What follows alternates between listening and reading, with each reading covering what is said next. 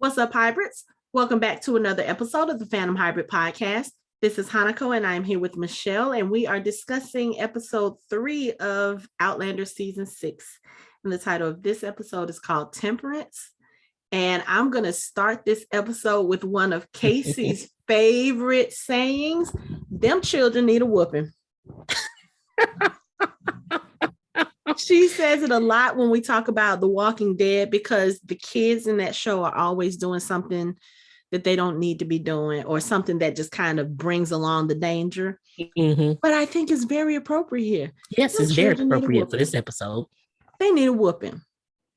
So we start out the episode with a baby in a basket floating on the river, and it's Henri Christian. And we find out that the little kids in the these are Tom Christie's community's children. Friends, yes, it is. It's the friends who came with him. Mm-hmm. Mm-hmm. So these little kids and Germain are watching this basket float down the river. Not that they're watching it on purpose, but I don't know what happened for Henri Christian to get into the river. We never find out fully what happened, but we know that the kids have this superstition, or they have this thing that they've been taught, that because Henri Christian is a dwarf, that he's been touched by the devil, and they wanted to see if he could float. So I don't know. Again, he was demon born. So again, I don't know how he ended up in the river. Like if the kids put him in the river just wanting to see if he would float, and then the water just kind of washed the basket, into the tide. I don't know if that's what happens, but of course the kids are following because they're trying to figure out how to get the baby out the river. Are you sure? Yeah, because they had a long stick. So it looks like for kids that they want to try to reach, but of course there's really nowhere for them to reach. The branch is not long enough. I'm assuming this because as bad as kids can be, I really don't think they wanted to kill the little baby, because that would have been a lot of trouble for them, because regardless of what their parents have taught them about dwarves being demon children, I'm sure the parents have also taught the kids that to kill is a sin. Yes. So, okay, no one was calling for help. That's what my concern was. Really? Because if they called for help, they would have to admit what they've done. You gotta remember, these are kids. Kids are like, if we tell, we're gonna get in trouble. So we gotta. So they're gonna let this keep going until to the bitter end. Thank goodness for Roger, but okay. Thank goodness for Roger, because Roger hears the kids, and he just happens to be near the river bank, doing his own work. He sees the baby floating, and he jumps into the river and swims after it. And girl, let me tell you, I knew that the baby wasn't going overboard. But when that basket hit the waterfall and went over, and the kids are just sitting there looking like, did the baby just die? But of course, Roger had taken him out of the basket. Yes. And saved him. But them kids. And they're kids because they were like, oh, if he floats, he's demon born. And Roger was like, children, you put him in a basket. The basket is floating. Thank goodness they put him in the basket and not just put him in the water. Mm-hmm. So and that the basket was secure. Yeah. Mm-hmm. But so let's talk about this, because we've seen stuff like this before. So you're saying if he floats, he's from the devil, right? Is that's what they said? Yeah. But if he sinks, if he drowns, that means he wasn't devil spawn. Yes. Or he'll be dead. So now, I've never understood that logic, because like even with the witch trials, okay, if you stone a witch, or if you put what they used to do to test to see if a person was a witch, they used to put that weighing stone on them. And if the stone crushes them to death, that means they weren't a witch. But if it doesn't crush them to death, that means they're a witch, because obviously their witch powers saved them. So if they weren't a witch, what, they just die? They just die, and what, God is supposed to forgive them? Or that doesn't make any sense. I've never understood that logic. Mm-mm. So the fact that these ignorant folks teach this stuff to their children. And this is the kind of stuff Tom Christie probably teaches. Right. And it's going to show his influence and how it spreads out on Fraser Ridge, because ignorance breeds clearly, ignorance. Yes. But anyway, so and then my next question is, and we may get to it, did they ever really tell the parents? You know what? I don't think they did. Because I think know, you should. Oh, definitely they should. Yeah, I think you should. But I think Roger talked about handling it, and then Jamie was like, I think Roger was gonna tell the parents, and then Jamie was like, no, I'm gonna handle it, because of course this is his grandchild. He's the Laird of the Ridge, so to speak. So not only did you guys do harm to Henri Christian, by extension, you did harm to the person who has granted you safety and land to build homes and shelter. But I think Jamie wanted to deal with the children first, because I feel like you can probably change the minds of children more easily than you can adults. Because for adults, they've been living in this ignorance for a long time. Right. And what they would have done was like, okay, don't do that again. Hint, hint, wink, wink. However, they're still going to put on what they believe. But Tom Christie is supposed to have talked to the community, but he doesn't know which parents to talk to. He's just supposed to talk to the community. That's what he told Claire. I'll talk to them. Right. Because supposedly he's like, no, this is not it. You know, I would have never let it go this far, whatever the case may be. But you teach them everything is a sin. Everything. So of course, this little child who is born into the world innocent, just different, your people are teaching their children that this baby is demon spawn.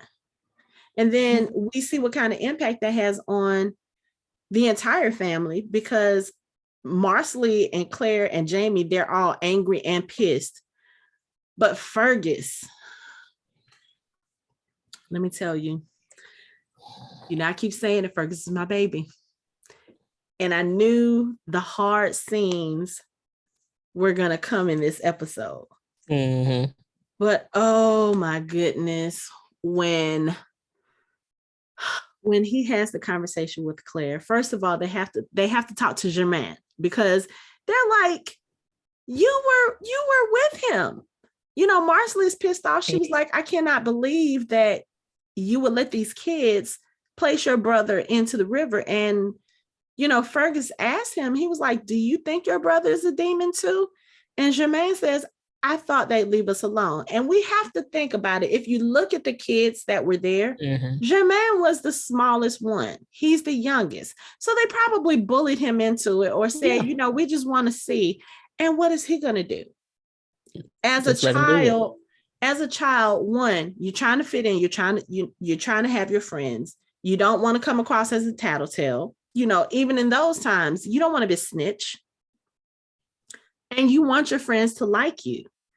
So you listen to them and you do the things that they tell you to do. And he probably didn't think his brother was going to be in danger either. Like I said, the kids probably didn't think, okay, we're going to put him in the river and see if he's going to drown. That's not their thought. They just want to see if the baby was going to float. And they probably put him in some shallow water just to see if the basket would, you know, would float. But of course, that river has a strong current. You can see it even as he's going down the river. So as soon as they put him in the shallow water, that current probably took that baby real fast. And of course, these are little kids. One, they're not going to get in the river themselves. Two, they don't know what to do at this point. They're probably panicking because that's not what they expected to happen, you know? No. And that's kids. They don't see what consequences can come from some of your actions. Right. So.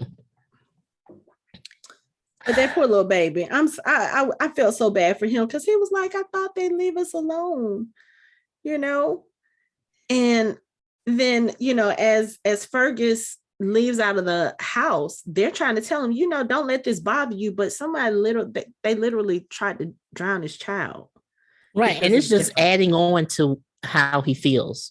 Mm-hmm. It's just adding on to how he feels about this situation. So it was not a great event to happen as he's dealing with his feelings right now. Mm-hmm. Yeah.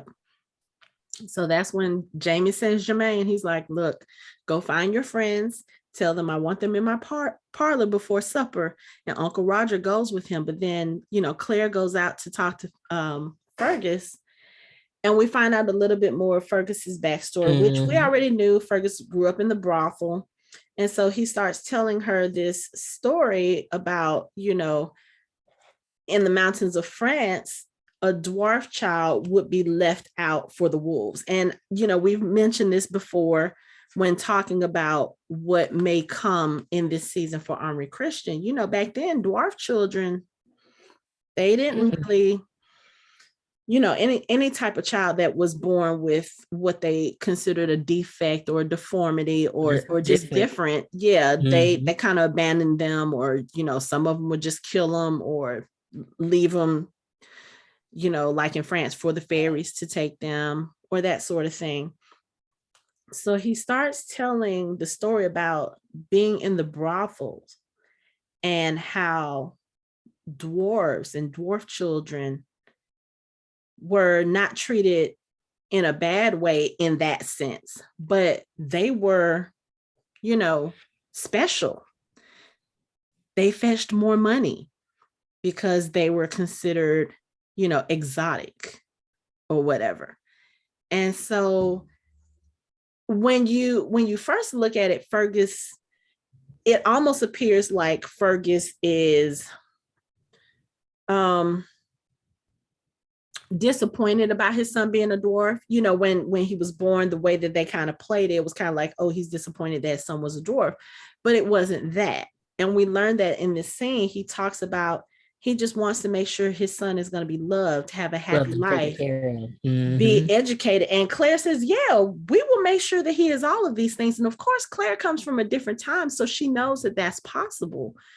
But, Fergus tells her, you've never seen the life of a dwarf. And when Claire says, you have, and he says, yes. And he starts telling her about in the brothel, about the dwarf children being special, being paid, a lot more for them.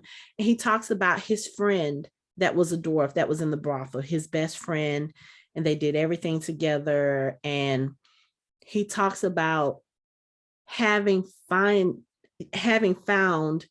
this child murdered in the streets and what they did to him.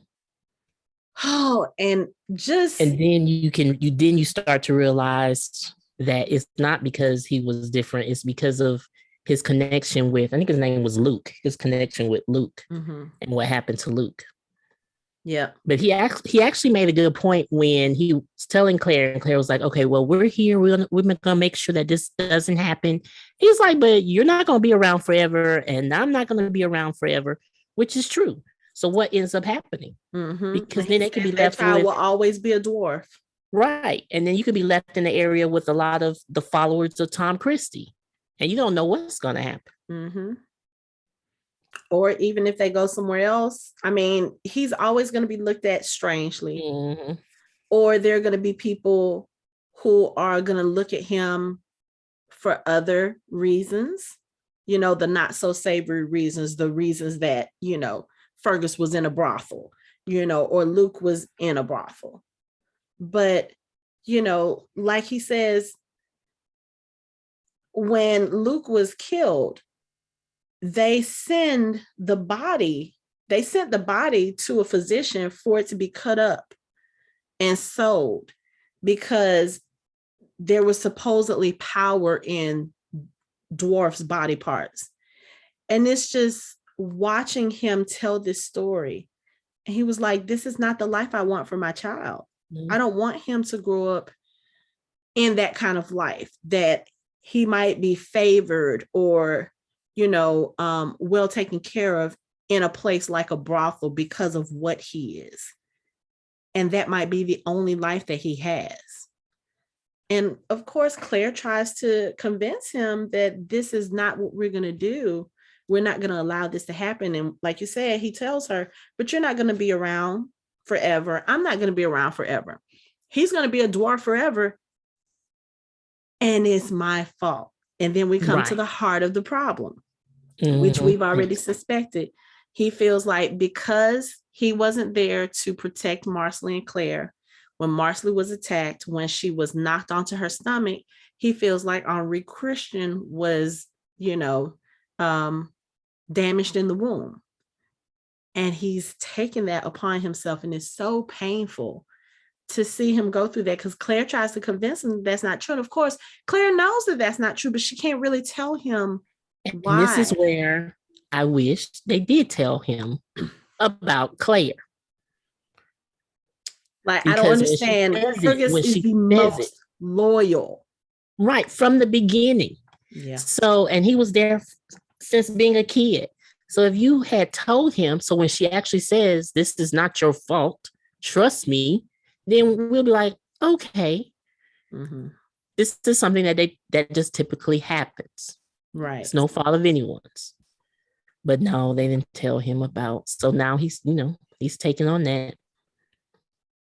So sad. Oh, that scene just hurt my heart.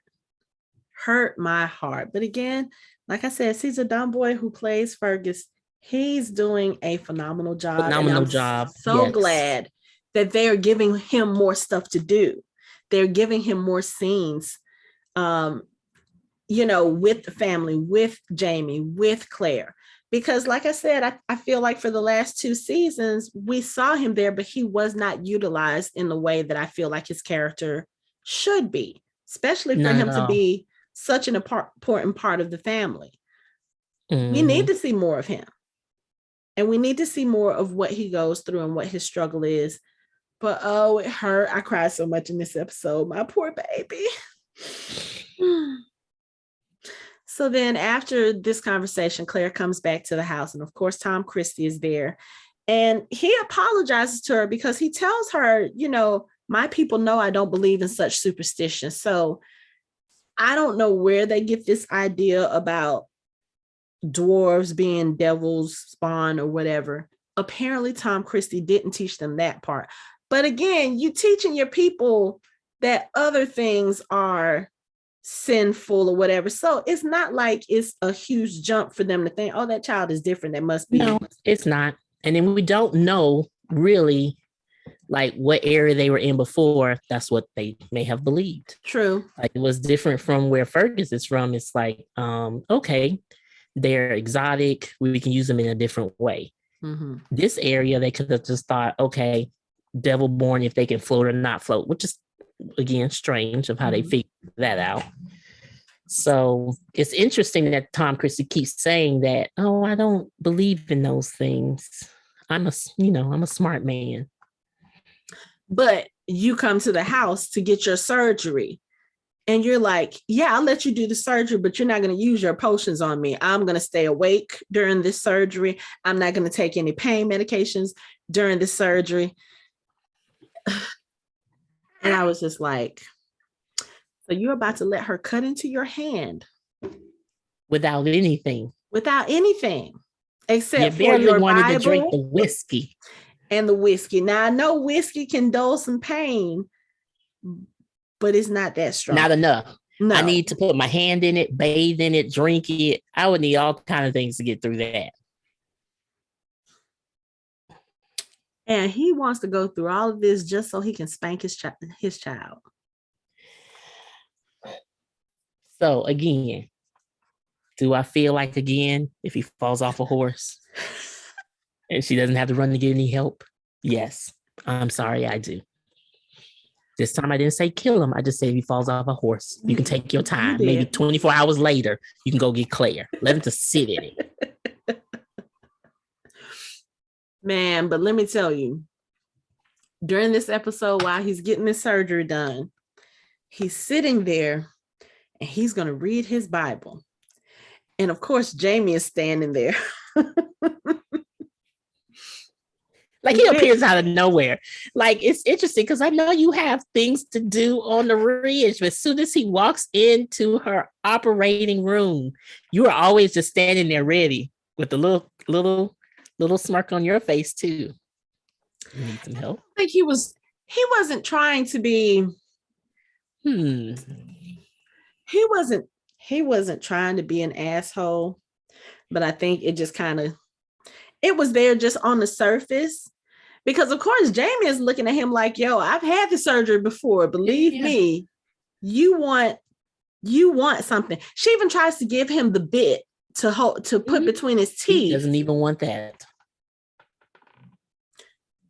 So you just gonna let her cut into your hand with nothing, no pain medication, no anesthesia, nothing to numb your hand, nothing but your Bible and some drinking. Oh, he was drinking this time. Yeah, not drinking. He was drinking.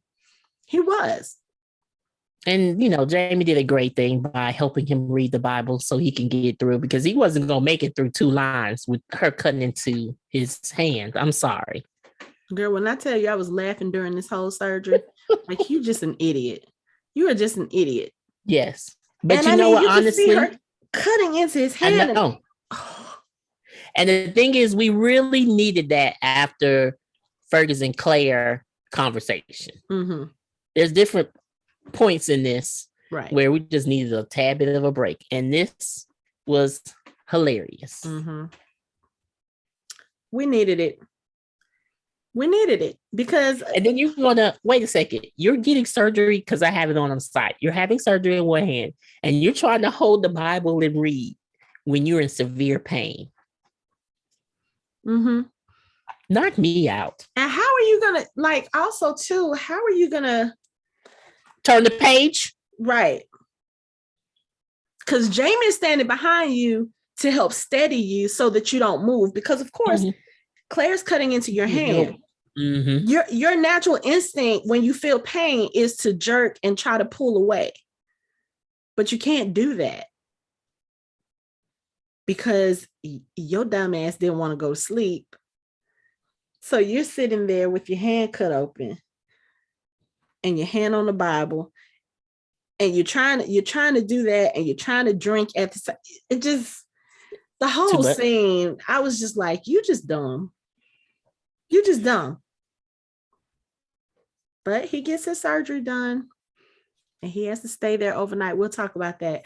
Girl, okay, so Roger goes with Germain to round up the troublemakers, the kids who need whoopings. Mm-hmm. And they come across Aiden, and he's begging Roger not to tell his mom. And Roger's like, no, we're not telling the parents, but we do want to talk to the kids. We want to talk to y'all.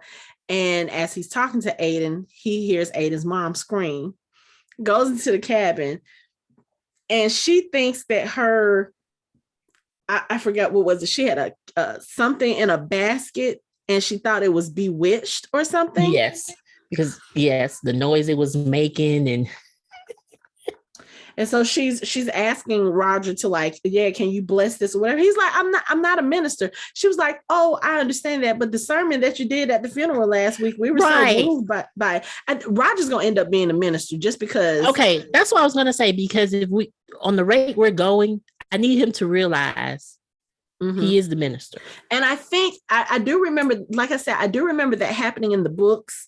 I think it happened a little bit earlier in the books, though, because he actually did. I think there was a course he was supposed to take, or something. He was supposed to go train up under somebody, and I believe he did that. So I do believe he actually does become a minister on the Ridge. I think that is what his true calling is. If he can't really, if he can't go back to the future and teach, then I think I do believe. And that's how he's viewed. So so I'm like, go ahead and do this job, because that's how they see you. Mm-hmm. However, Aiden's mom, again, I don't know. I'm just. Why are you scared of a frog? You didn't even bother to look. You just think that it's something that's, I don't know, something's possessing what it was in the milk. That's what it was. First of all, I'm not drinking that milk now. I'm not When he drinking pulled that it out, milk. I'm thinking y'all need a whole new bucket because this is not gonna work. A I'm not drinking that milk. No. whole new bucket.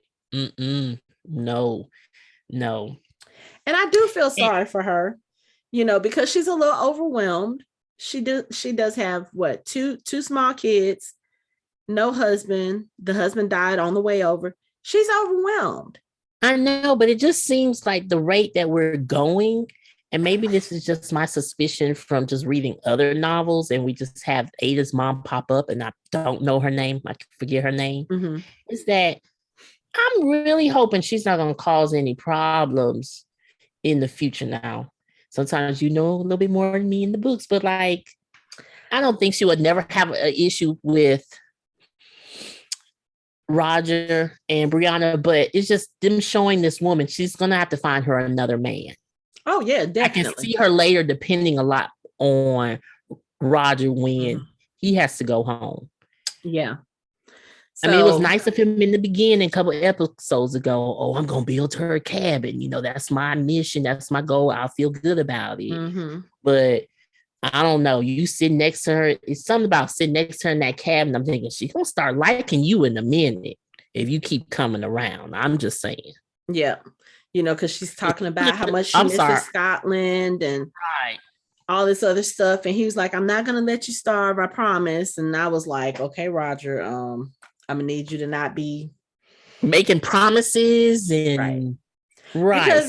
Because I know that Roger, I don't doubt his devotion to Brianna. That I'm not worried about.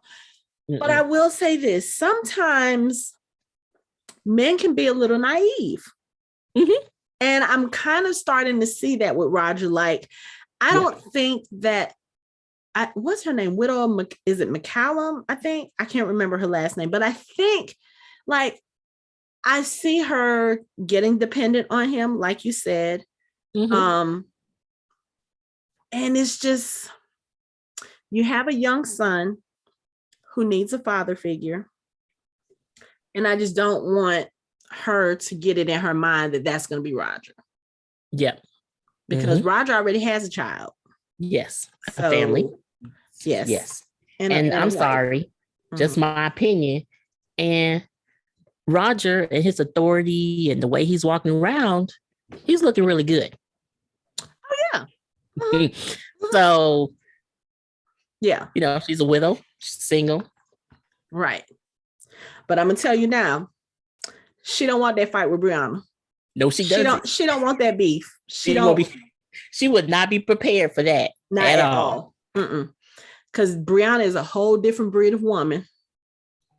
She's not the frail, sit back and I'm gonna sit here and cry about what my situation is. No, absolutely not. No, at all.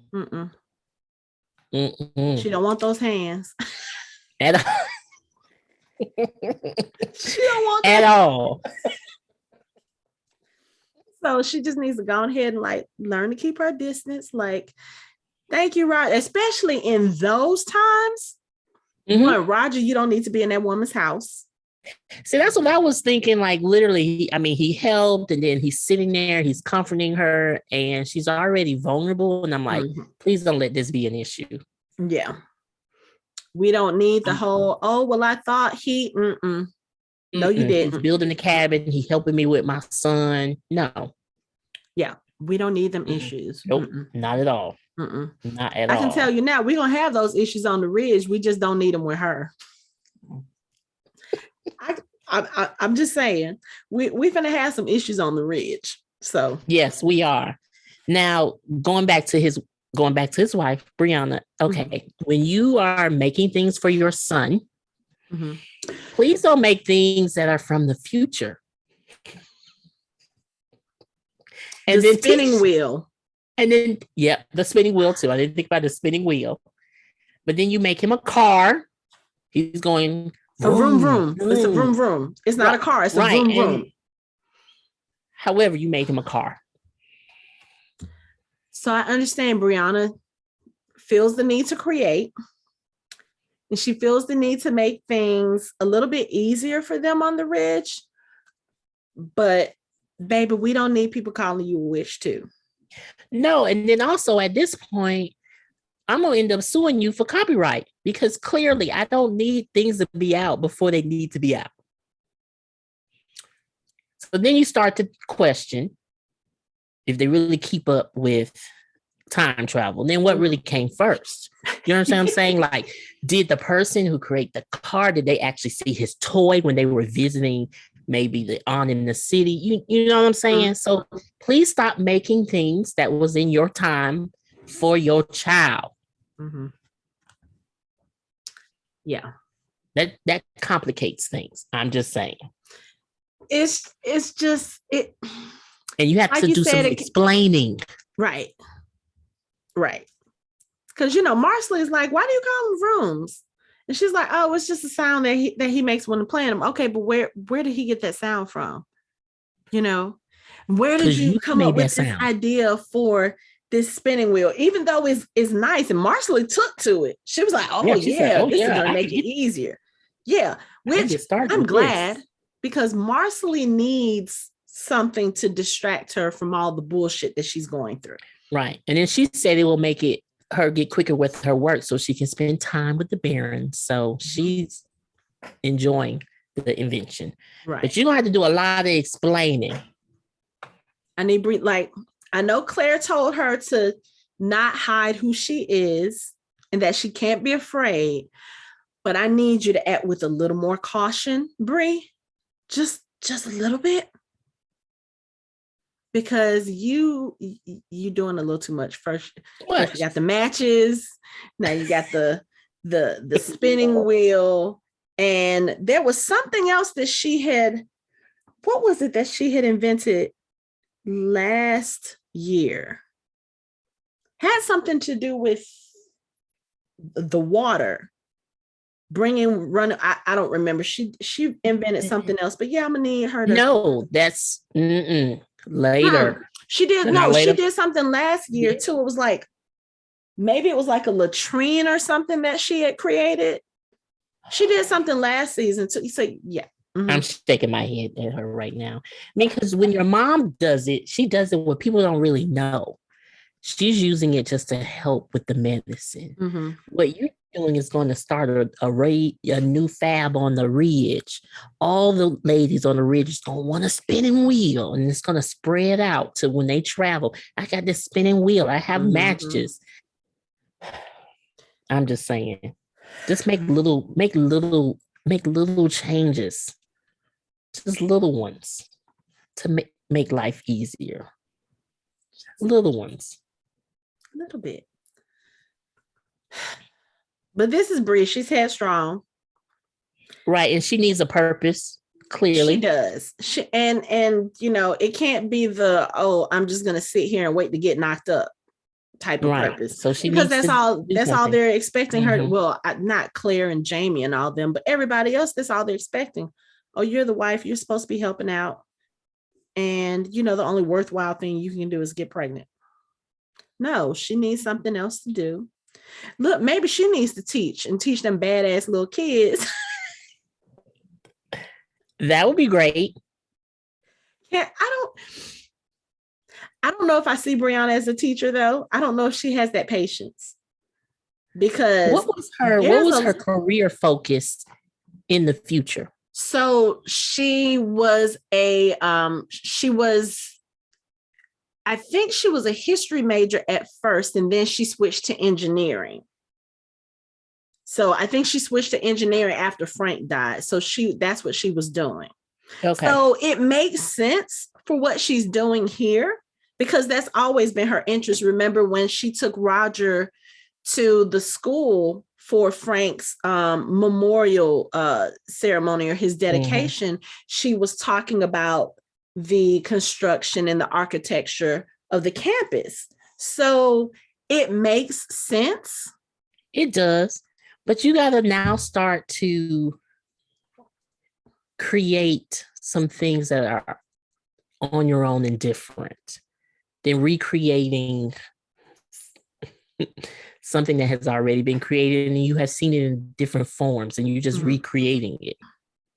But like you said, now that makes you wonder, because she's traveled into the past and because she's making these, so the people who have made them before, or for us before, now it's coming after Brianna has done it. So did they get the idea because they That's what found I was saying. what Brianna made? They And then encountered it. right. And then who's gonna be able to say, oh no, you didn't invent that, somebody else invented it? Because Brianna is probably not going to attach her name to any of this. Like, it'll be known throughout the Ridge, oh, she created this, but as far as like keeping records and that sort of thing, they're probably not going to do that, especially on the Ridge, because they know how dangerous that can be.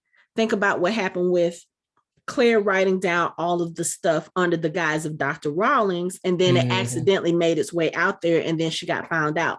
So they are well aware that, okay, we can't really associate this with Brianna in a way that'll stick. Right. So they have to be careful with that. But she still need to be a little careful when creating her inventions. That's all I'm saying. She does. If I'm one of the ladies or gentlemen that she's creating something for, I'm grateful for it. However, I just need her to be a little bit careful and just kind of think it out. Not so that you have a purpose and you feel fulfilled, but okay, let's put a plan in place. Right.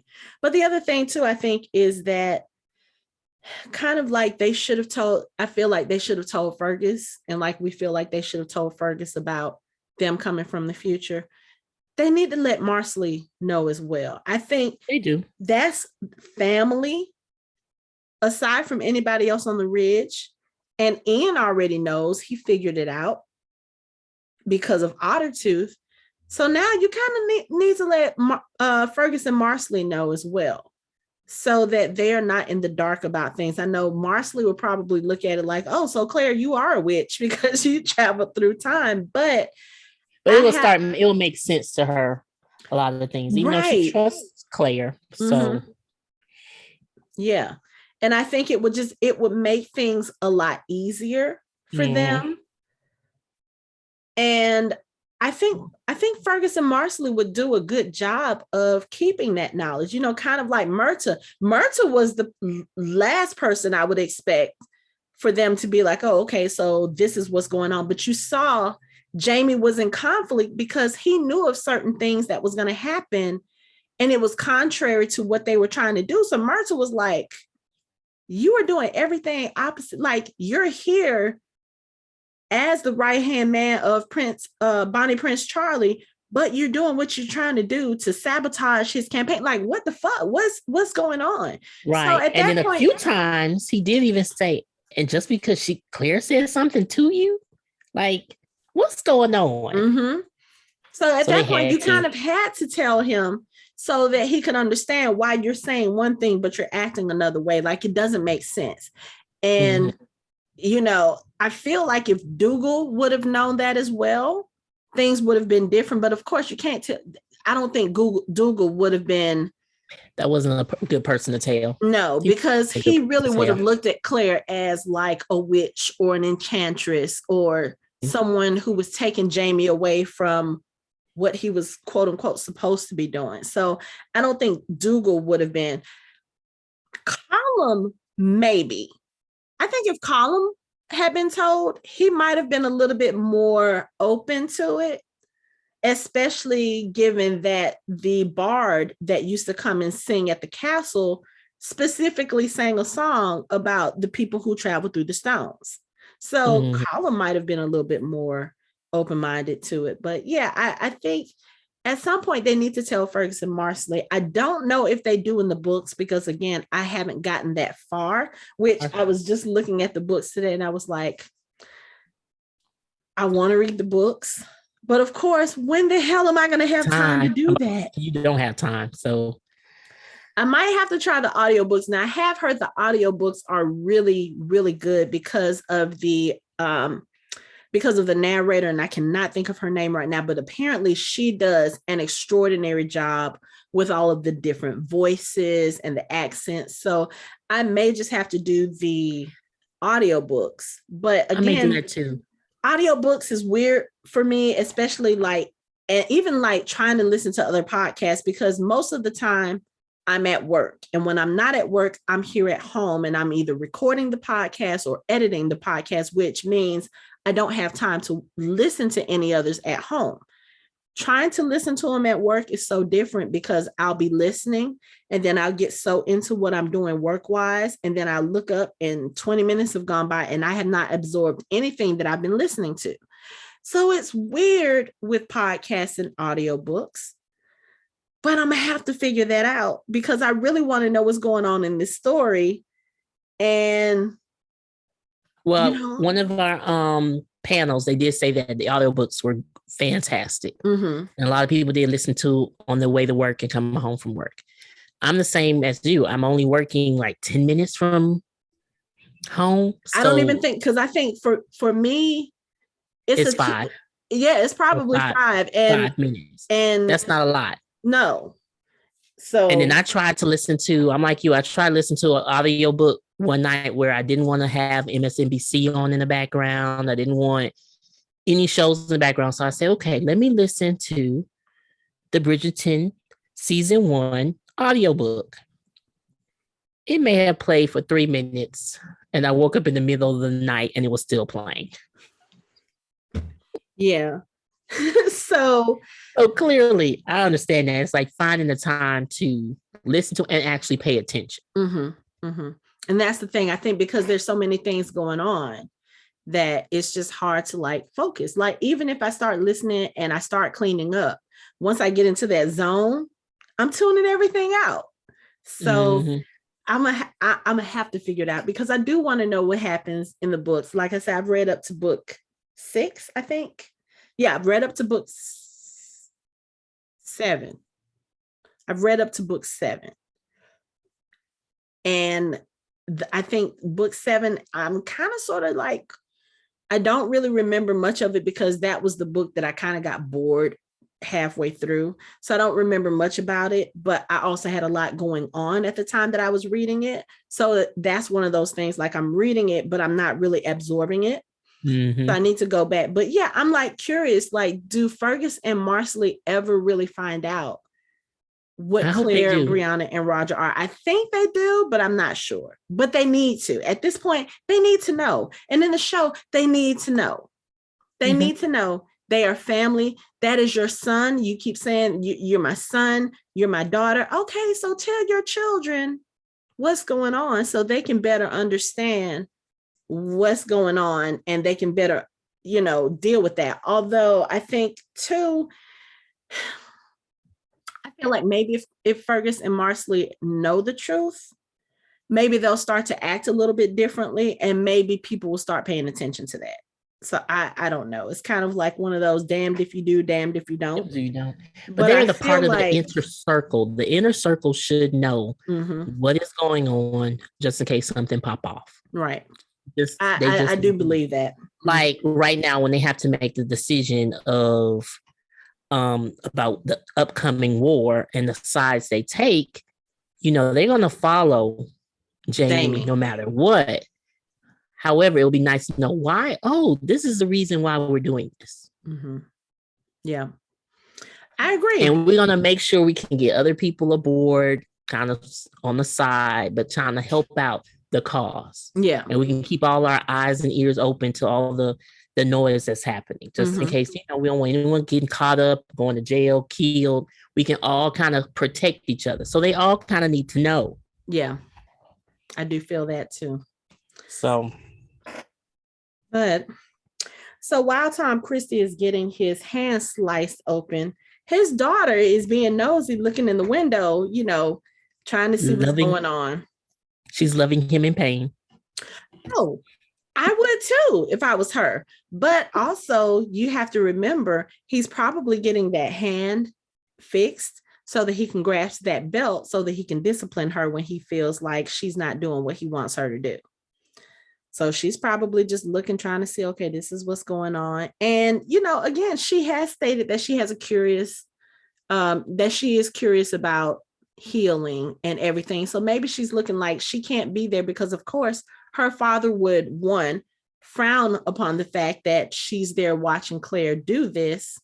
because he doesn't think that that's something she needs to be doing. And then two, he doesn't want her seeing him in pain. Bingo. Yeah. Is that one number two? He doesn't want to see, don't want her to see him in pain at all. So while she's spying on him, Ian comes up and, converses with her. I think this is the first time they've actually met, and he walks her back to her part of Fraser's Ridge. And I'm just sitting there looking like, don't do it, Ian. Don't do it. That's how I was feeling too. And I was thinking, oh, we're not turning this into a relationship, are we? They don't match. I'm putting it right now. We're going to have a stop to this. We have to stop this relationship. I've already told you the Christies cause chaos on the ridge. So we already know that there's about to be some chaos there. And the way it's looking like Malva is starting to be more and more in the picture. And she's starting to kind of see how things are. But her being curious about everything, especially after she heard Fergus and Marcelly, right before Marcelly gave birth, and Claire having to talk with her about sex being something healthy that women can also desire and not just the men. I don't need you trying to figure out this sex thing. Not with Ian. Mm-mm. No. Mm-mm. First of all, we're two different people. We're on two different levels. This man had a whole wife, which we don't know anything about yet. He had a son. You're not prepared for that, and you're not going to break his heart. Or child. I don't know if it was a son, because when I was editing our other thing, I remember saying son. I was like, wait, they never did say son. He said I had a child. So we don't know if it was a son or not. And we just assumed it was I think we did. A child. Yeah. We did. Mm-hmm. So they are on two different levels. I'm not here for that relationship. Now, the twins and Lizzie, whichever for it. But not Ian and Melva. No, I'm sorry. So as far as the twins and Lizzie go, I'm assuming you've already read the spoiler or what goes on with them for next week.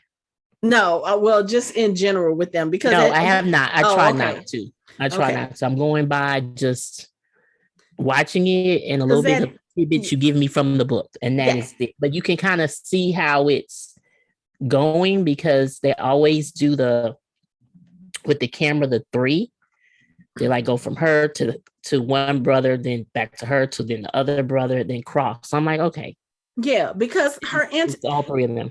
Yeah, because the way that she interacts with them, sometimes she's with one brother, and then sometimes she's with another brother, and then sometimes she's interacting with both of them, but her demeanor never changes. It's almost like she's attracted to both and can't make up her mind. And of course, it seems like they're both attracted to her. Mm-hmm. So yeah, that's going to be an interesting little thing. Because if you're in her position, one, you've got these two twins. They're identical. They look alike. But obviously she's learned, just through her interactions with them, which one is one and which one is the other. And then, of course, we have to remember with Josiah, was it Kezi that was the one that had the boxed ears? I think it was Kezi. Yeah, I don't remember, but it was one who I think it was Kezi, who couldn't talk and things, but you said because of the appendix being taken out, he should be fine. His tonsils, yeah. Kezi. Mm-hmm. I think that's Kezi. So as he started developing his ability to speak again, she probably has noticed little differences with them and is able to tell them apart. I'm one of those people. I'm very bad about telling twins apart. I have to like really, really know twins for a long time before I can just like pick them out, especially if they're identical. I can't do it. And even on the show, like when I'm looking at them, I have not been able to tell, okay, like watching the both of them, like, how do you tell which one is Kezi and how do you tell which one is I can't tell Josiah? them apart either. I can't So, either. but And I worked with two twins. They looked exactly alike. They had the same haircut. They dressed the same, even at work. At the age of, they probably were about 40 something. And the only way for me to tell the difference is the voice. One had a tad bit of a deeper voice than the other. Okay. That was it. Okay. Yeah, and of course, it's kind of hard with this because the two twins are played by the same actor. Yes. He's not changing. He's not changing his voice. I don't know. And maybe that's on purpose to be part of the story and to make us see why she might have an attraction to both of them, because they're pretty much the same person. They have slightly different personalities, but in regards to her, they're both very respectful. They both obviously like her, and she obviously likes both. So that's going to be a whole interesting thing. But you know what? Y'all stay over there and deal with Lizzie. Because So again, Malva and Ian, I'm not here for it. Okay, so hopefully it was just a little filler for this episode. Okay, I know. Like we that's what I'm hoping. Yeah. So my next favorite part is Jamie and the badass kids, but that scene was funny because his form of punishment, he's like, oh, okay, so y'all thought that because Henri Christian is a dwarf, that if you touch him, you'll burn yourself. Okay, so we're about to see this. And he puts a poker in the fire and pulls it out. And he says, okay, you have a choice. You can either go touch him or you can touch the poker. I was looking like, that's some old school parenting. That's an old school grandpa right there. But what happens if they decide, okay, I'm going to touch the poker? But that's what Claire asked him. Like, what happened? What if they choose to touch the poker? And he was like, oh, well, they would have got burned. I mean, that's their decision. Okay. Luckily, they decided to touch the baby and then, made a connection with Henri. That was so cute, though, because he was like giggling and stuff. And they realized, okay, it is nothing wrong with the baby. He's just a baby. Right. He's just like you guys, just a little bit different, but he's just like you. So, but it was just funny. He was like, touch the hot poker or touch the baby. I was like, I was really wondering, so are any of these kids going to be like, I'm going to go touch the poker because I don't want to touch that baby? I really thought, they would have at least one who would be like, okay, well, maybe, but I'm glad they didn't. Because it would have been funny if they had thrown that twist. Because then what do? Like, you sure you want to touch the hot poker? You saw your friends. They touched the baby. Nothing happened. But I found it funny that the older kids made all the younger ones do it first. So then you could see why Germain was doing what he was doing, or, why he let them do what they did to Henri Christian. But even after they touched him, he said, see, I told y'all he wasn't a demon. So he obviously tried to convince them. And of course, because of their beliefs or what their parents taught them, they thought he was lying, right. And he definitely, and then again, he wanted it to be where they did it and they will be left alone and they can see that nothing was wrong. Yep. And, Jamie tells them, when you harm him, you harm me, because that child belongs to me. That is my grandchild. He belongs to me. And then when all the other boys leave, he tells Germain too. He's like, that's your brother. He belongs to you too. You're supposed to protect him and take care of him. And I think now he understands. Again, he's only a little kid. He's probably at this point maybe 5, 6. Because I think, or maybe a little bit older, but Marcelly has had these kids pretty much back to back to back. Back to back. So he can't be too much older than Jimmy. So I think maybe he has learned his lesson. I think he has. I think the kids had to. Now, Roger talking about Moses kind of was like, okay, but I don't think maybe the parents knew, not their parents, but all of the adults knew what happened.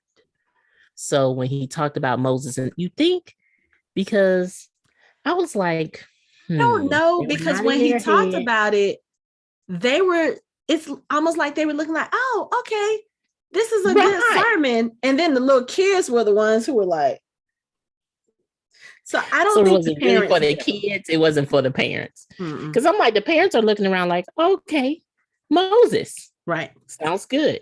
Mm-hmm. So that's But why I yeah, was like, okay, these parents don't know what their kids did. I don't think so. Mm-mm. I don't think so. So, which also means that Tom Christie has not spoken to those parents yet, No, at all. or has To not say what spoken to those happened. people. Mm-hmm. Mm-hmm. So, Not at all. Again, I'm going to vote for Roger as minister. So, I mean, he does have some good sermons. yes. And people, I think he has enough of an influence that people will listen to him, even though he's a little bit different, because you have the Presbyterians and then you have the Catholics there. So it's kind of like, I guess, two sides of the same coin in a way. Like the fundamentals are kind of the same. Mm-hmm. Just some of your other teachings are a little different. Mm-hmm. But and Roger is like a trusting person. He looks like he can meet people in the middle. mm-hmm. So yeah, he'll make a great minister. Yeah, he will. But that's all I need him to be. Like I said, I don't think we have anything to worry about Roger when it comes to the widow, but still, it's kind of like, Roger, you're in different times. A married man is not supposed to be in a house alone with a single woman or a widow. So you're going to need to watch that, even though you're just trying to be helpful and you're just trying to, he has that giving heart. He wants to be able to help, and he wants to make sure that she's not going to struggle, because I think too, in a way, he feels for her because of what Brianna had to go through when he wasn't there. Right. And his mom too. So you got to look at his background. So, so I think he just genuinely wants to help, but unfortunately, it's kind of like you are trying to be helpful with a 1960s mentality. Mm-hmm. And you need to dial that back 200 years and make sure that you are doing things in a way that is proper for the time, so that nothing happens that should not be happening. Or, even back then, people were good for starting rumors back then. So even if he wasn't doing anything, all it takes is one person or Tom Christie to look at the situation and think, oh, well, he's spending too much. Because you can almost guarantee Tom Christie is not staying in nobody's house. Nobody. And I think that's another reason too, when you think about it, when he's down at the Ridge and when he's at the big house with Claire, Jamie is always around for the most part. And even he's outside. He struggled. Right. And he even struggled with staying in the operating room overnight, and she came down in her nightwear. Right. Because Claire, thinking about it, Claire is like, I'm just trying to. I don't want you. Right. Clearly, she's not thinking, I don't want you. My man's upstairs. I'm just trying to see if you need some help. Right. If you need something. Because if you have a choice between Jamie Fraser and Thomas Christie, that is no choice. Yeah, there's no choice to that. So clearly she didn't care. She came down to check on her patient. Mm-hmm. And he was a little uncomfortable with her. And then she was talking to the cat, and he was like, who were you speaking to someone? She was like, oh, I was just talking to the cat, and no, the cat's not my familiar. He was like, I don't think you're a witch. And she was like, oh, really? Because everybody else seems to. And like I said, she's down there talking to the cat. And of course, like, we don't think any of that. I talk to my cats all the time. Yeah, and And don't he's think, like a smart man. I don't think yeah. that you caring for her, rubbing on his hand, trying to get him to massage his own hand. He was so uncomfortable. He was. That made a good point later when Claire says to Jamie, like, does he have some issue with women? Because it was just really uncomfortable with me. And that brought up Them gossiping about his his his wife and the wife fact that Malva, at her age, and is it a connection? Like, is that really his child? right, And I'm because like, supposedly he may have been in Arsmere when Malva was, what they say, when she was conceived or when she was born, but either way it goes, like the math don't add up. it doesn't. So it's like, Oh, they convinced me as they were talking about this. I'm like, oh, okay. And it didn't help that later, the next day, Jamie trying to get some tea from her. He asking all kind of questions. I say, you know what? Y'all wrong. and that's the other thing. Jamie don't need to be alone with her either. No, I thought that same thing too. I was like, okay, this looks a little, I mean, of course, his land and he's very helpful, but for her, I don't want her to go off and be thinking, oh, he showed some interest in me, because she doesn't really know when a man is really interested in her or not, because she hasn't experienced that. Mm-hmm. She's just been around her. I'm assuming she's just really been around Her dad and her brother. Mm-hmm. and maybe some other men who are married to the women in their little group. However, she doesn't know that him just, showing, like, asking questions, taking her basket. Mm-hmm. And I'm thinking, no, please don't do that. Right. Like, don't give her any ideas, because she seems like the type that would take that and be like, oh, we don't take it and run. So I was thinking the same thing when he was helping her while he's trying to get information. Right. But yeah, if you think about it though, if what Claire and Jamie are speculating about Malva and her paternity, that would probably make a lot of sense as far as why why Tom Christie is the way he is with her. Mm-hmm. If he suspects or if he knows that Malva is not his, that might explain why he treats her the way he does, and also why he always speaks about his wife with such disdain. Yeah. Because if she had a baby on him with somebody else, and we don't know, like I said, we still don't know what happened to his wife, but no idea. Right. And and it's because of how he feels about the wife, and that's not his daughter. Well, that Malva can look like his ex-wife. Well, not his ex-wife, his dead wife will look like her, and he will take out his frustration, his anger, all his feelings on her. Mm-hmm. And again, that's why he had to get his hand put back together so he can continue to take out his frustrations, anger, or whatever he's into. Mm-hmm. Yeah. On his daughter. Because at this point, she's your daughter. You have raised her. Right.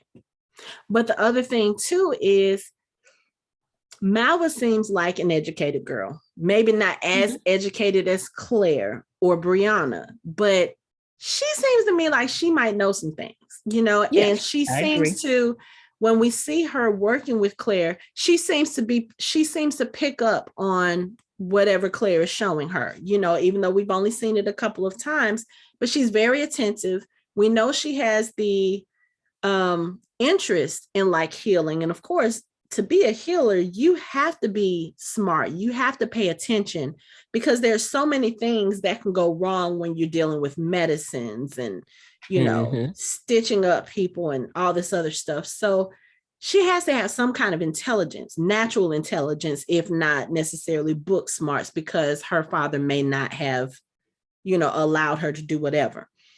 So if she, working with Claire, especially learning about delivering babies, I'm sure Claire has probably explained a few things to her about the process. So I'm just thinking, if Malva knows the basics about birthing and about how long it takes for a woman to have a baby. Maybe she has also figured this out, that, oh, that's not really my father.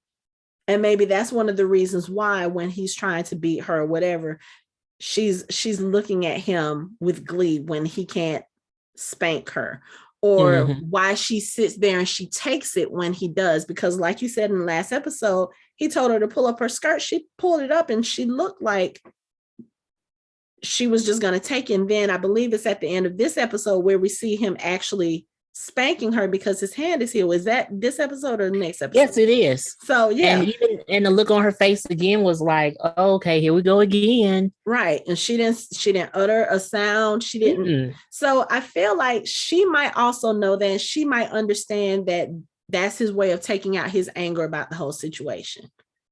And I just feel like in her mind, maybe she's not plotting for him to fall off a horse, but I have a feeling she's just collecting all of this information for. But you can tell that because even when she walks around, she's paying close attention. She's observant. She's paying close attention to different things. I think that's another reason why she's smart. Like when her dad was doing something or brother was doing, she was in the corner. She's paying attention. She's always paying attention. That's why she was even watching through the window when her dad was having surgery. So she's always paying attention. And I can see her coming to a point knowing that that is not her dad. When you start piecing together, like, when were you in prison again? When did mom die? When was I born? Yeah. So I can definitely see that. And how even with Ian, I'm almost thinking if she wasn't trying to get with him, she also could be like a little spy. Like she can start gathering information about everyone. Okay, I got some information about Marcy and Fergus. Okay, I got some information about Claire. I got information here. I got information there. And she puts it together to help her because she's going to need it. Or hopefully, wait a minute. Let me change what I said about that because I want her to use it for bad. I want her to use it for good. Yeah, I mean, she could be, like you said, she could be gathering information because, again, her father doesn't let her do anything. And she may be in that, it's kind of like, one, she's a single girl. Two, in this day and age, someone her age should have already been married. You know what I'm saying? In these times, you don't let just a young, single, attractive young lady just quote unquote go to waste. She's supposed to be courting. She's supposed to have been arranged to someone, whatever. And if she didn't know that, Jamie gave her that idea on their little walk in the meadow. Oh, you should have men chasing you around. Yeah. I'm like, she's like, oh, please don't say that to my father. Please don't. So obviously at some point he has to realize that she has to get married. I mean, what she's going to do, just follow him around so he can beat her till he's 70 years old? Stay there and take care of him. That's probably, he's probably like, okay, that's your punishment for which, again, in this day and age, men would tend to blame children for their, sins of the father, sins of the mother. But also, at this point in time, he would have gotten a second wife by now, too. Who's going to marry him? Well, he can find, I don't know, Aiden's mom. I mean, maybe they can get together. I don't know. You know what? I feel like you'll have to find someone who admires him and thought he was doing a great thing with the church. It's going to be hard to find him a second wife, but he really should by now have a second wife. I think part of the issue is, like Claire said, he has a problem with women. Probably because of the fact that his wife may have stepped out on him. So if that's the case, he seems to me like he would be the type of person that would blame her, that would take her transgressions and assign them to all women. So all women can't be trusted. I'm not about to, she was the devil. She was a whore. She was whatever. And as such, all women fall under that. He seems to me like he would be the type to have that mindset. So that's probably why he hasn't remarried. He was like, right. I'm not about to deal with no distrustful woman again. And no. And he does have that mindset because he applies it towards Claire, especially when she gives him a book to read and then he sees the word the F word, not spelled correctly in the book, and then says, I thought better of you. And she's laughing like, really? I mean, you can really? The funny thing was, every time she gives him this book, and they have a little bit of a bonding moment because she's checking his hand and he sees the book. And she talks about the fact that, he doesn't read novels. And he was like, yeah, my wife used to read them. And that's the first time we've heard him say something about his wife that wasn't negative. But he talks about the fact that he thought that was like just flits of fancy. He's never read recreationally before. But he remembers that Jamie used to read a lot because in the prison, he would recount the stories that he's read to the men to kind of take their minds off of the fact that they were in prison. And he said that he could see how that would just kind of temper the men, make them kind of not necessarily hopeful, but it would distract them from the woes of being in prison. And so she offers him the book, hey, take the book, you can read it. And it's so funny because as he's reading it and he keeps coming across the F word, he's looking, he's just like, he's making his face like he's in pain. And then he stops and he tries to read it again and he still comes across this word. And it's almost like it's physically painful for him to read these 4 little letters. And I cracked up looking at his expression. Like, it's not even her, like, those aren't her words. Those are the words that were in a book. And I'm sorry, even though it's, yes, a novel and it's like fanciful or whatever, you have to be an educated person to write a book and to get it published. Right, but he couldn't get through that. So at that point, he was like, the things I thought about Claire, I was wrong. I thought you were better than this. And she just scoffs like, yeah. I need Tom Christie to get it together. Before we get to the tough parts, we have to get through because we have mentioned everything except for those couple of tough scenes. One thing that I truly enjoyed was Jamie and Claire's relationship. And one thing is when they were in bed, when they were talking about prison, and just that they can talk about anything with each other, and that she can simply ask the question of, they were just talking about the touching in prison, about making a connection and feeling, better. And then she just simply asked him, did you touch anyone, were you touched or touching during prison time? And he was just saying no. But I just appreciate that they just show that they can have those conversations, and you won't be like, I think someone touched me and I touched someone in prison, but understanding this was prison, this the time that they were in prison, and when you're lonely and you just want comfort. So I just appreciate how they always give us a little bit of just a man and woman's relationship, or any relationship where you can talk freely with each other and have those conversations, and there's no judgment. Right. I really love that scene because, again, we know that Jamie has been in prison before, and we know what happened when he was in prison with Black Jack Randall. And, I think Claire understands that that's not something that Jamie would ever voluntarily do. I mean, we saw the reaction he had when he was first meeting Lord John Grey, and John Grey just simply touched his hand. And when I think back on that scene, I don't think Lord John was doing that in a sexually forward way. I don't think he meant anything by it, but they were bonding about 2 lost loves. And of course, at this point, Jamie doesn't know that Lord John Grey is attracted to men, and he doesn't say it. He just talks about the fact that he lost someone that was close to him.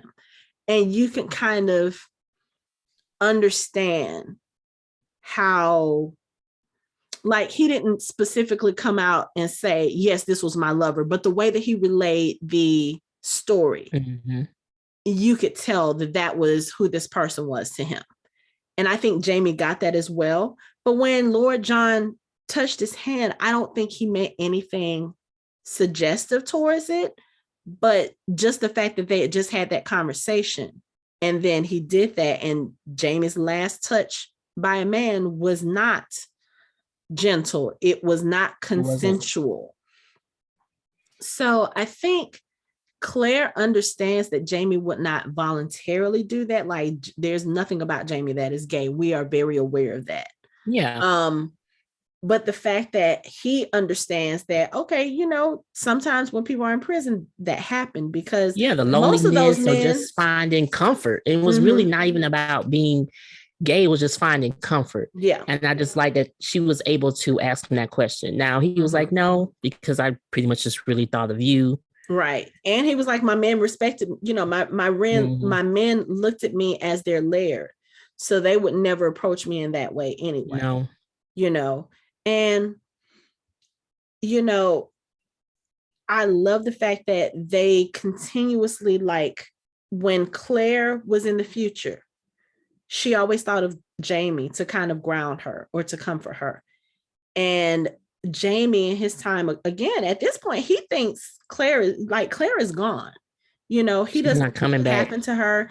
He doesn't know if she even at this point made it through the stones. He doesn't know if she's still alive. Like, she could have died upon arriving back in her time. Something could have happened to her. He has no knowledge of what she's going back to in the future. So all he can think of is the presence of her. And I love that we always see that when we're talking about them, him in the past, her in the future, and they always ground each other through everything. Like, those were some really tough times that Jamie went through, and Claire was with him through all of that. And of course, we got to see him reciprocate that in the last season. But like you said, them being able to talk about this thing and it not be an uncomfortable conversation.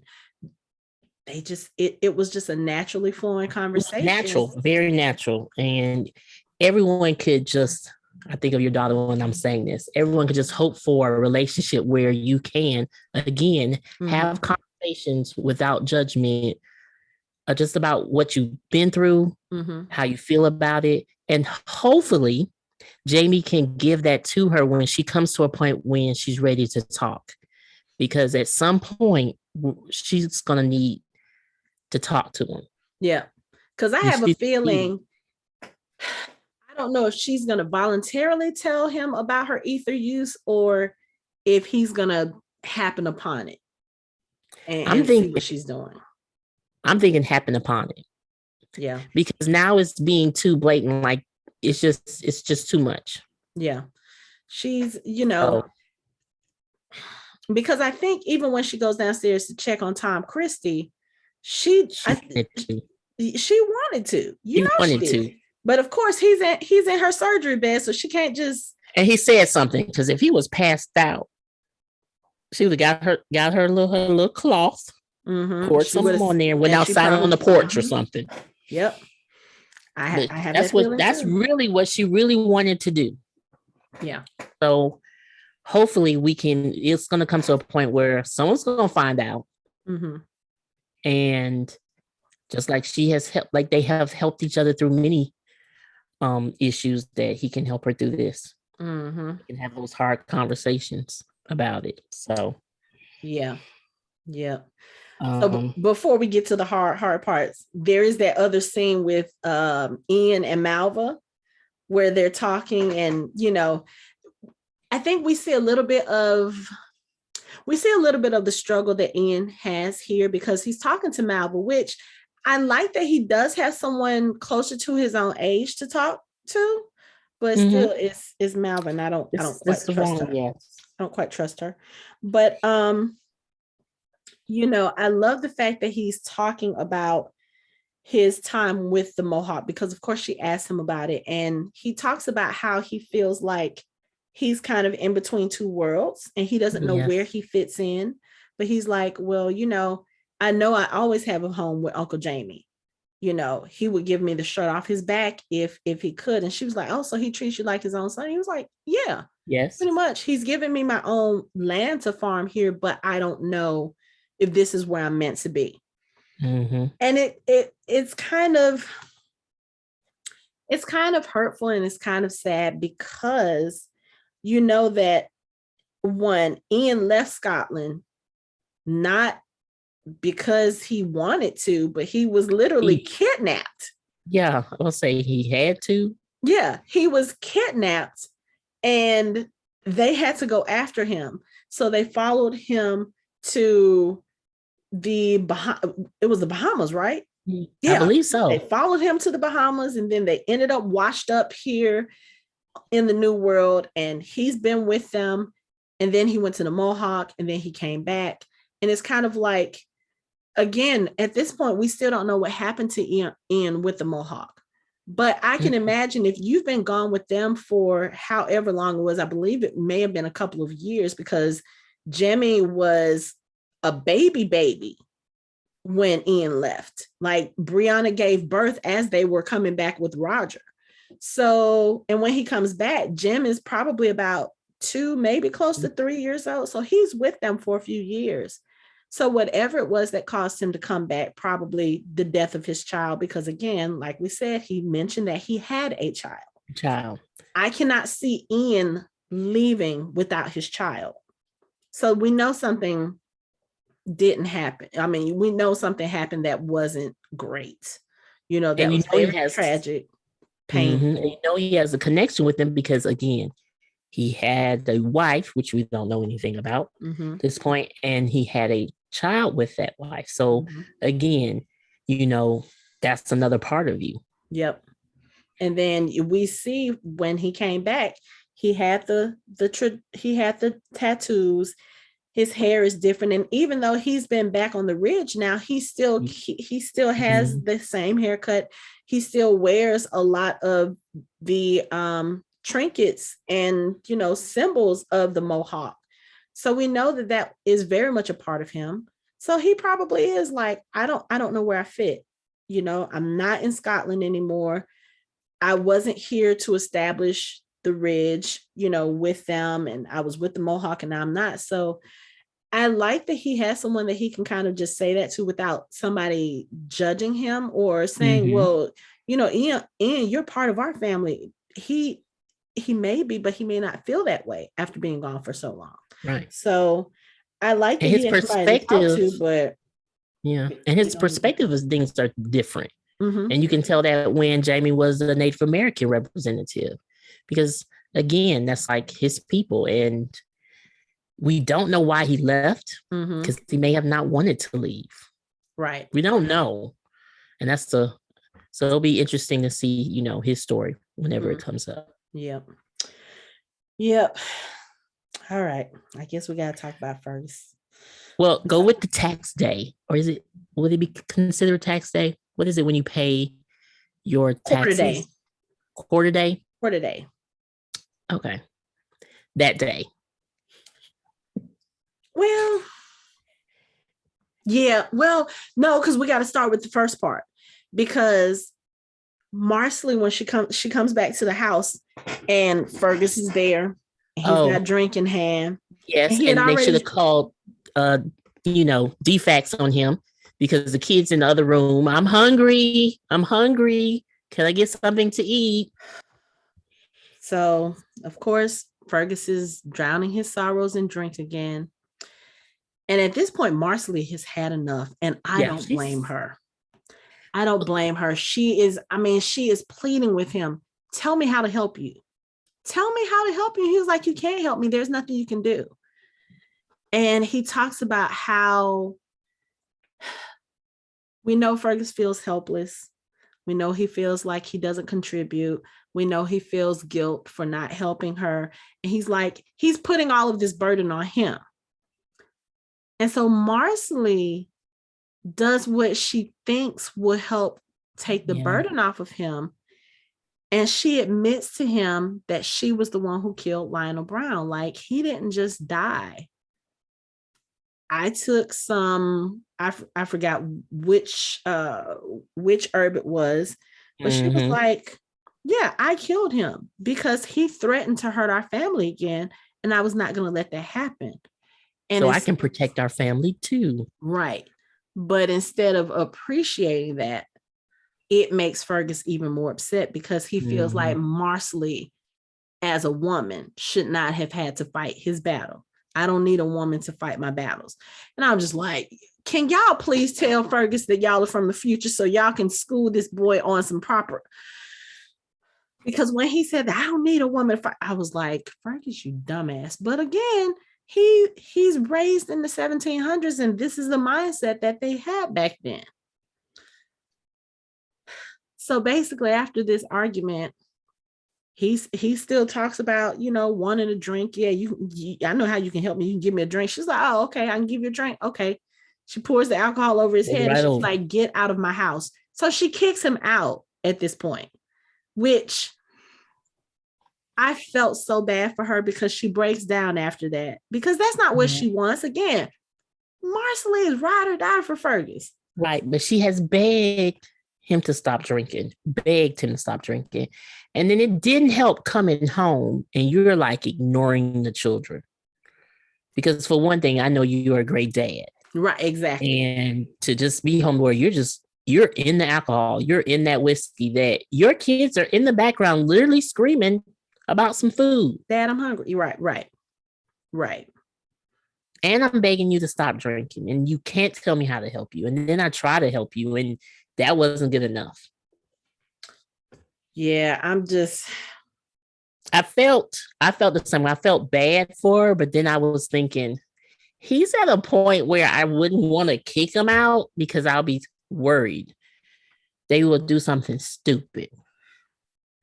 Which at this point, I'm like, you're just here and you're just causing more problems in the house. You may need to take a breather, and I need a breather. Right. Like now I have another child to take care of, because that's how he's acting. Mm-hmm. But, and I'm not saying that he's being stupid, but Fergus is in that, you can't really help him, because at this point, this trauma is internalized. Mm-hmm.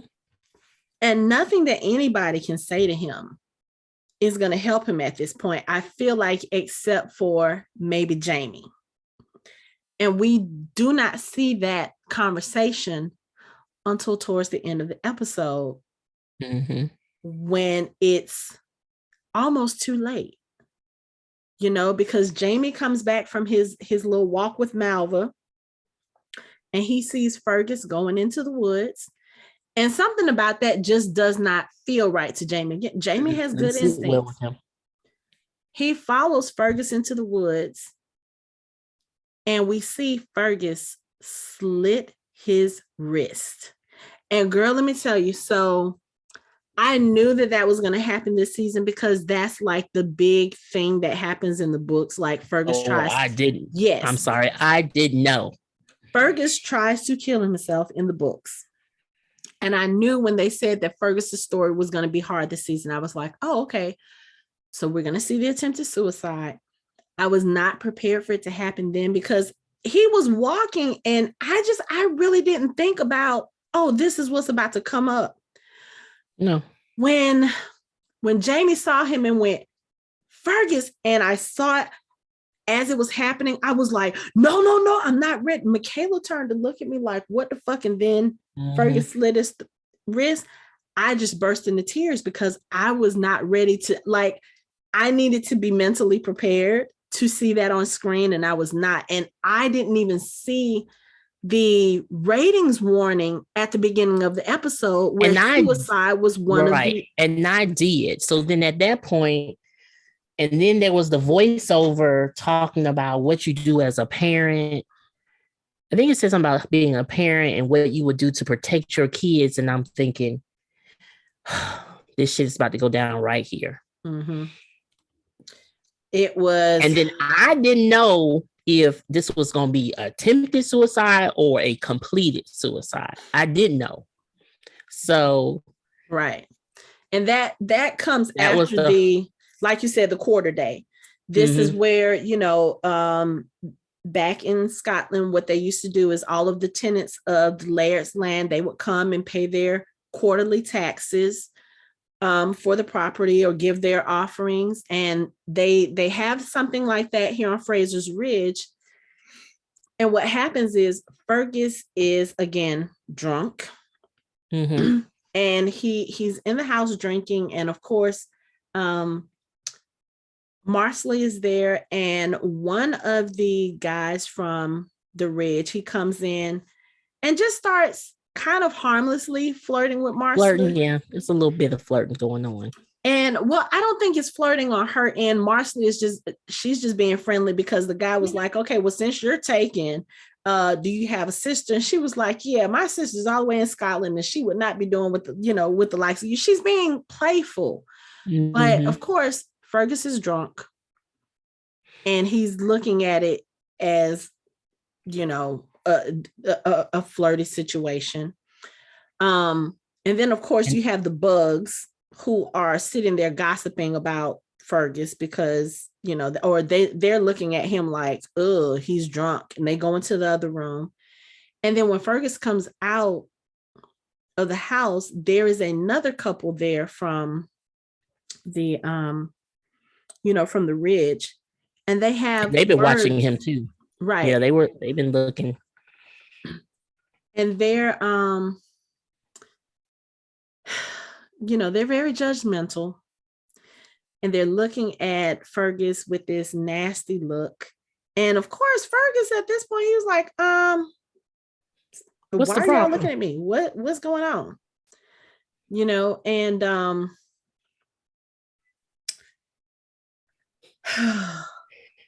And the wife makes a comment. Yeah, I'm about Henri Christian. She makes a comment. She does. Not appropriate one. And because I think she said something. Doesn't she say something about him being the devil's spawn? Yes.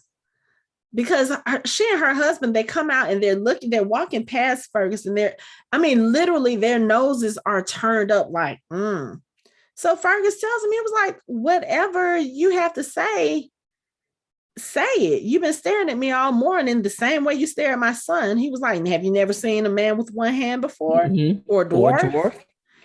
And she's just looking at him and he like approaches her. And I was like, Fergus, please stop. And then he was like, are we so hideous? And she was like, hideously drunk, but as to your son, I think grotesque may be the word. And the way that Lizzie and them was looking, I was like, oh, hold up. Yes. Hold up. But it's about to go down. And he did not hit a woman, but him throwing the whiskey in her face. She deserved it. That bitch deserved it. She did, but it was just, I don't know why.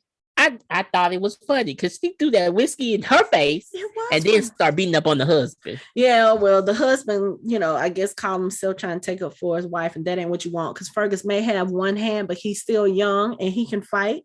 And that wooden hand will pack a punch too. Yeah. And anyway, so they get to fighting.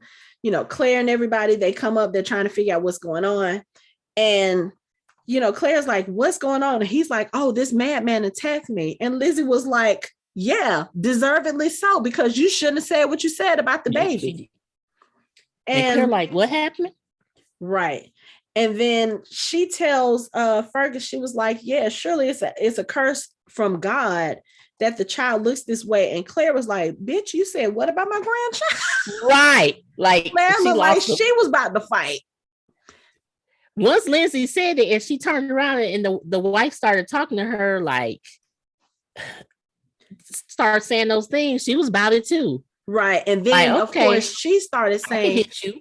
Yeah. And then she started saying, well, drink is the devil's juice, right? So I think in her way, she was trying to say that because Fergus is always so drunk, that was part of the reason why Henri Christian was like that. And she was like, you so drunk, you can't take care of your child. She was like, can you look at him? And I was just like, she just being insulting all around. But then she has to turn around and talk about, yeah, drink is the devil's juice. Isn't that what you always say, Mr. Christie? And Tom is like, he's like, why was my name called in this situation? Right. But then he's like, look, the Frasers have opened their door to us. So he does try to diffuse the situation. And he was like, we will respect them in the eyes of the Lord with pity and kindness. So Claire's looking at him like, what the? And of course, she doesn't know at this point that he has left the book with that note saying, I thought better of you. So she doesn't understand why he's talking about them like that. Then Marcelly comes out and she wants to know what's going on. And I'm kind of glad they didn't tell her at that point what happened, because Marcelly would have been ready to fight. She would have been ready to fight. But, it's after all of this happens and stuff that, that Fergus tries to take his life. And like I said, Jamie catches him and he staunches the bleeding, and Fergus is like, let me go. And he was like, Marcelly needs you. The kids need you. And he's like, I do this for them. So she can marry again. Right. And someone can take care of Henri Christian and yeah,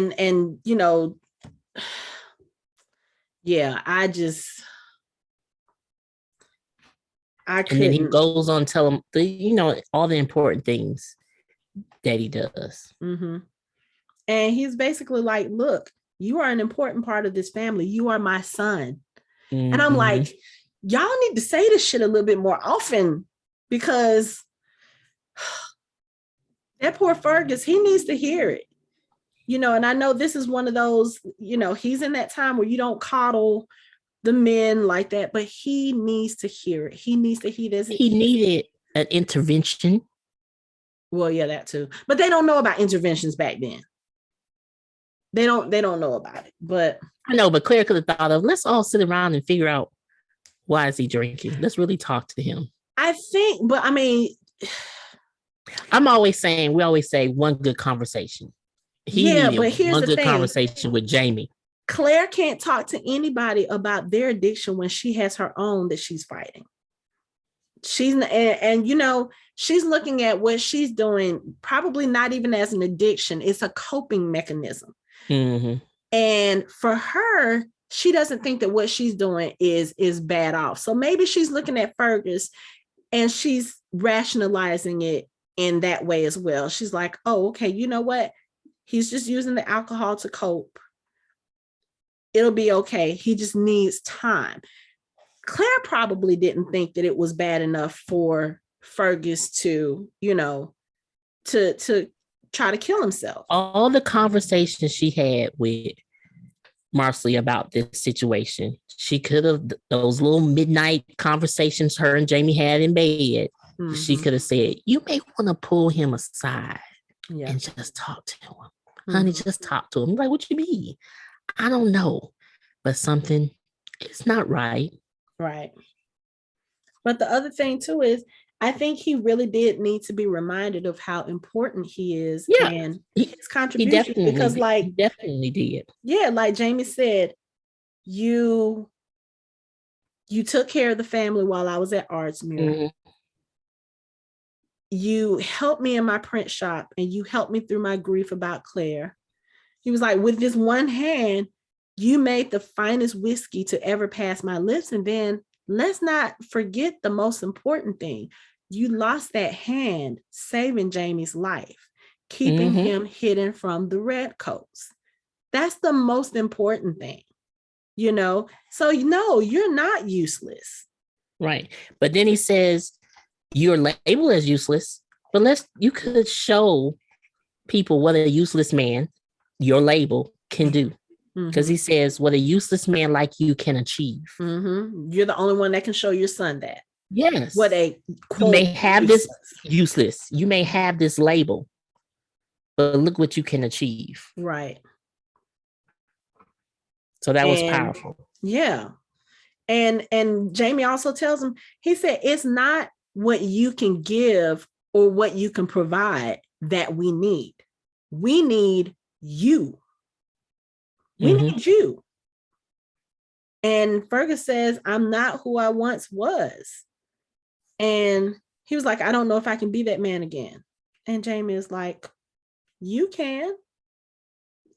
But you got to be here to do it. You have to be here to do it. And let me tell you, this scene, I was just, because Jamie is like, hold up, I'm not about to lose another child. I'm not about to lose another child. But I think Fergus really needed it, and he needed that goddamn hug. He needed that hug. He did. And then we see him coming to the house with Jamie and Claire. Of course, Claire had to fix that up. And I wish they would have shown us that scene, because I needed to see another scene with him and Claire too. Like, once Claire realized, okay, this is how serious this got, I need her to process that and say, okay, look, this is how serious this got.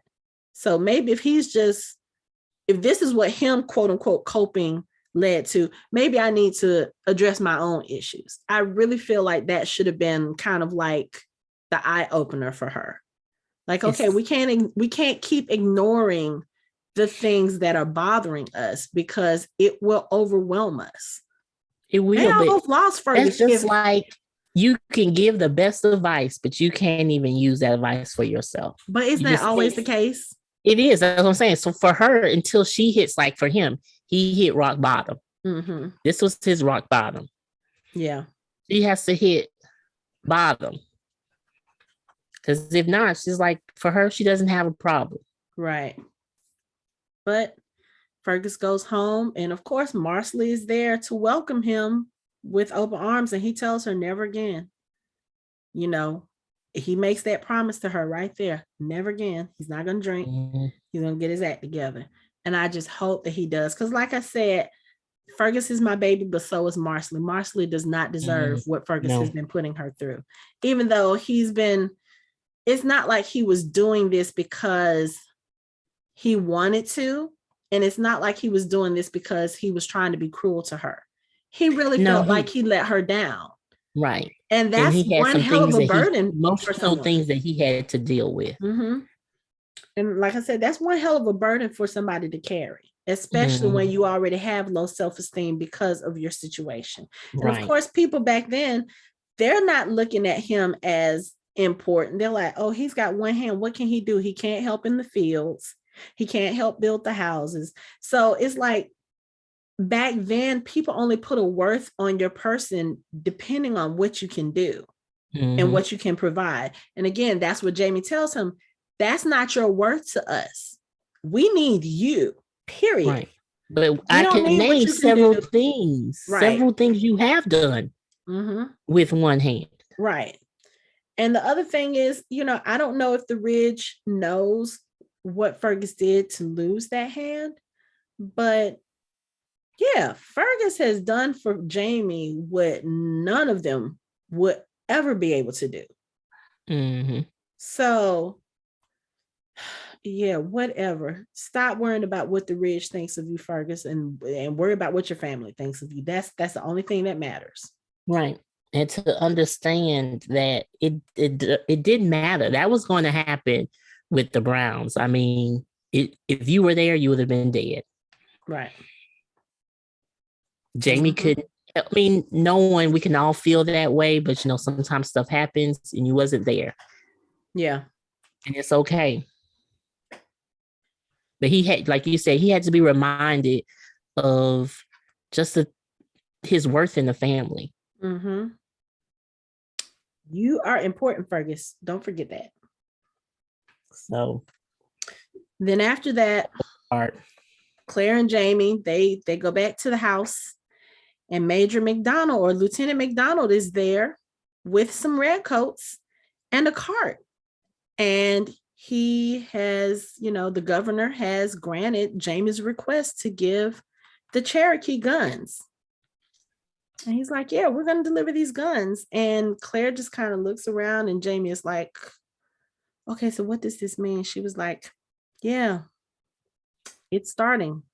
Oh, wait, isn't that when she saw the newspaper? Yep. So, yeah, American Revolution is coming. But that was a satisfying episode. It was a lot. It was, but hopefully now we can get into the healing part of Fergus, because like I said, his downfall and his recovery has come up in the books. It takes a little bit longer than it does in this episode. Like, we've really only seen like 3 episodes of Fergus kind of falling to pieces. I don't need to see anymore. I No, I don't. think it was enough. They did a great job showing that Mm-hmm. and the reasons why, and you Yeah. know, So I just need them past to get better now. traumas, Mm-hmm. right? His experiences, his self esteem. We got that. Mm-hmm. They did a great So job in that 3 episodes. I don't need to in see three any more. episodes. No. So Mm-mm. I'm just glad that he's better. I'm glad that I am grateful that he is alive because I Mm-hmm. didn't know how this was going to go when you have a warning at the beginning of the episode, suicide. Mm-hmm. Yeah. So Not suicide attempt, but suicide. So yeah, mhm. it was like I said, when I figured out that that's what was coming, I literally yelled out and just burst into tears. And my daughter was looking at me like, what the? Mhm. And then she looked at the screen and saw it and she was like, oh. Yes, because it just wasn't right, especially with the voiceovers and the voiceover, and then just Jamie like, let me follow him. What is he doing? Mm-hmm. And I wasn't sure what he was going to do. I'm thinking, please don't harm Right. yourself. Yeah. That he did. Because he was also feeling guilty about the fact that Roger was the one who saved Henri Christian when the kids had him in the river. Mm-hmm. So Mm-hmm. he has a lot of demons that he's gonna have to work through. But I feel like now he's in a place where he can start that healing. So Yes. that's what I need to see. And maybe he can help Claire too Yeah. later on. I'm sorry. The Claire and the self-medicating, hopefully that ends this season and this doesn't carry on to next season. Yeah, because I saying. really don't like I'm glad that they ended his suffering. suffering Mhm. now than to spread it to next season. Mm-hmm. So yeah, I need them to go ahead and wrap hers up because again, I feel like it's very out of character for her. And I don't want it to become a serious part of the storyline. Y'all got too much other shit going on. Right. We do not You need a can drug tell addict. that some other things are happening and I need her to be aware. Mm-hmm. Now, no, I'm the opposite. I don't think it's out of character, but I don't think it's out of character for anybody. That's just the counseling side. I don't think it's out of character for anybody. Yeah. Okay, I get that. It's just the levels of it, though. She's not going to be like Fergus. She's not going to be like constantly drunk or self-medicating. Hers is going to be a little bit more discreet. Yes. The more higher functioning and higher strength that you have, it's going to show it's going to show differently. And for her, it's where people can't see. Right. For him, it's just outward that everyone is watching this train wreck. Yeah. I mean, like everyone was watching, just like when the new people came with Tom Christie, he was just stumbling through the woods drunk. I mean, everyone can see it happening, but not knowing where it was going to end. Right. That's why I feel like if Claire was a tad bit more aware of her surroundings, I'm not blaming her, but if she's more aware of her surroundings, being the doctor, I think she would have saw some signs, like not signs that he was going to commit suicide, but like, honey, you may want to talk to him. Right. Like, I think she would have paid more attention. Like Marcy is constantly talking about him being drunk. Right. And her anger is going after him and stuff. And then we have this issue outside our home. He's, yes, that woman was totally wrong with what she was doing, what she said. She deserved to get her ass whooped. Right. But just knowing, like, you know what, something is up. Yeah. But she can't right now. Yeah. So I hope that they actually... It's understandable, though. Yeah. But I hope that they kind of wrap that up, too, because I don't want to see it. I don't want to see Claire go through this struggle. Like I said, we've seen Claire deal with so much trauma on this show. I really want them to get to a point where she needs to go ahead and confront what she's dealing with. And then, she needs to she needs to let it go. But Yeah, it's and then her like, family supporter. mm-hmm. So, but at this point right now, we have 5 episodes of the season. And looking at IMDb, we are actually getting 8 episodes this season, not 6. So we're getting Okay. 8. So we have 3 more episodes. This is the 3rd. So we have 2 other episodes that we're going to have to talk about soon, which, but yeah, I do want them to go ahead and get done with this ether addict storyline, because we have an impending war coming. Yeah, we do. They And have to Tom figure. Christie, there's still some issues that's going to arise with that. Mm-hmm. We have now they're giving guns to the Native Americans, so that's going to be that's going to be part of the story. So yeah, we just need to go ahead and just figure out where Claire is going to go from here. And then the other thing too is I'm noticing that the length of the episodes is slowly dwindling. So we started the first episode of season 6 with 81 minutes. The second episode was 73. The third is 64. The fourth is 58. And then episode 5 was 60 minutes. So we're coming right back to around that hour, runtime. So you have a little bit less time to tell the stories. So maybe they'll go ahead and start wrapping that part up, because now we got to start getting into the American Revolution stuff. Yeah, we do. And again, like, this episode was packed with a lot. So I know this will be our longer podcast, but it was packed with a lot. And a lot of emotional stuff. But I said, hopefully Ferguson's stuff is over. He can start healing. He can start being the person that we all know he can be. Claire needs to confront her own trauma and deal with that, and we'll see where the rest of everything goes with the rest of these episodes. But do we have any last thoughts on this episode? I think we covered pretty much everything. Tom Christie and that doggone hand. Went back to beating Malva, and Alan is looking on the side just to cry. Oh, yeah, but that part. So what is that? What is that? What message does that send to your son? I don't know, because I'm wondering, okay, if Tom Christie knows or suspects that Malva is not his daughter, I wonder, has he voiced those opinions to those kids? He always talks about how evil their mother was, or how wicked their mother was. Has he told them why he feels that way? Like, do they know?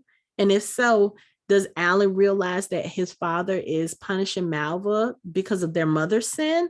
So it's just one of those things. It's kind of like I think there's more layers to that family than we have been shown so far. And it is. I think we've only I think we've only touched the surface of it. Right. Because even if they don't know, you have to think the son is thinking, okay, so just how my dad treats us differently. So when I misbehave, I don't get the same punishment that she does. Yeah, but back in those times, you didn't. Like, the son. Well, you still will get hit, because he was ready to get on him when he stole. Yeah. Now, but just knowing that sometimes I see that my sister's not even doing anything. And he's constantly spanking her. Yeah, she just breathing. Right. And then there was a pause, and then now his hand is healed. And he on the regular. So, we'll see. I have a feeling Alan's going to have some problems with that too. Yeah. Because we already know that he does not agree with the way his father is. Like, of course, he's going to be the dutiful son and do what his father does. But I mean, you see, even when he was hunting with Ian, he was like, yeah, my father wouldn't have done this. He would have said, da, da, da, da, da. He's basically mocking how his father is. So I don't know, that family. I think, like I said, I know that the Christies cause chaos in the books. I'm interested to see how that's going to play out. And now that I know that we have a few more episodes than we originally thought, I really have a feeling like the climax to their storyline is probably going to happen in this season and probably carry over into the next season. Like the consequences or the after effects of what happens with their family, I think is going to carry into next season. Okay. So that'll be interesting. So. We'll talk about that in a couple of episodes. But for now, that's it for our show. You can find us online at www.fandomhybrid.com. We are on social media on Facebook, Instagram, and Twitter at Fandom Hybrid. You can watch our videos on our YouTube channel and listen to us on all major podcast streaming platforms. Thanks for listening. We hope you join the conversation next time.